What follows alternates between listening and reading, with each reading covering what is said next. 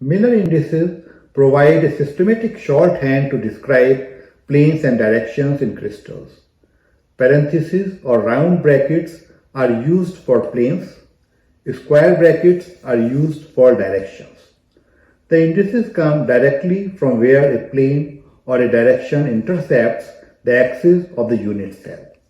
This notation gives us a precise way to describe crystallography.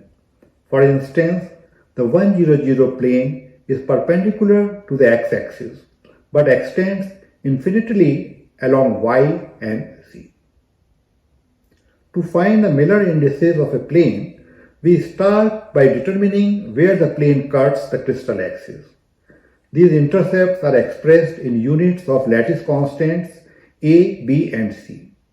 Next, we take the reciprocals of these intercepts. The reciprocals convert geometric positions into a simple set of ratios that reflect how frequently the plane intersects the crystal lattice.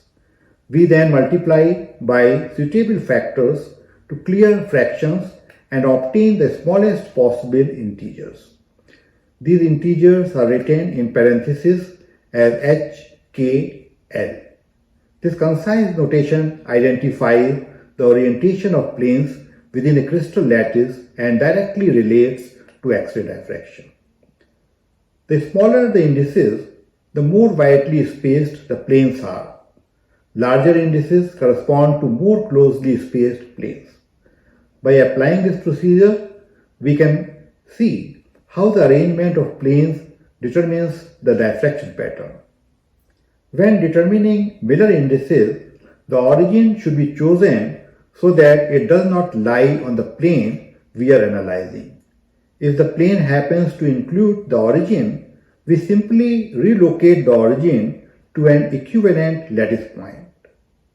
Doing this ensures that the plane has clear measurable intercepts with each of the crystallographic axes. The geometry of the lattice remains unchanged because the crystal repeats itself periodically in all directions. Therefore, shifting the origin only helps us describe the plane correctly without altering its orientation of the resulting Miller indices. This step is simple but essential for obtaining a consistent and interpretable HKL descriptions. In order to see how the origin is shifted, let us look at the example here. The beige plane initially passes through the original origin O, so we cannot define the intercepts properly. To fix this, we shift the origin to an equivalent lattice point O' that lies outside the plane. This transition gives us a new reference frame without changing the orientation of the plane. After the shift, we can now read the intercepts clearly. The plane is parallel to the x-axis, so the intercept is at infinity, giving a reciprocal of 0. It cuts the y-axis at -1, giving a reciprocal of -1, and the z-axis at 1/2, giving a reciprocal of 2. Following the same steps we described earlier, taking reciprocals, clearing fractions, and adding bars for negative values, we find that the Miller indices for this plane are 0, 1 bar, and 2.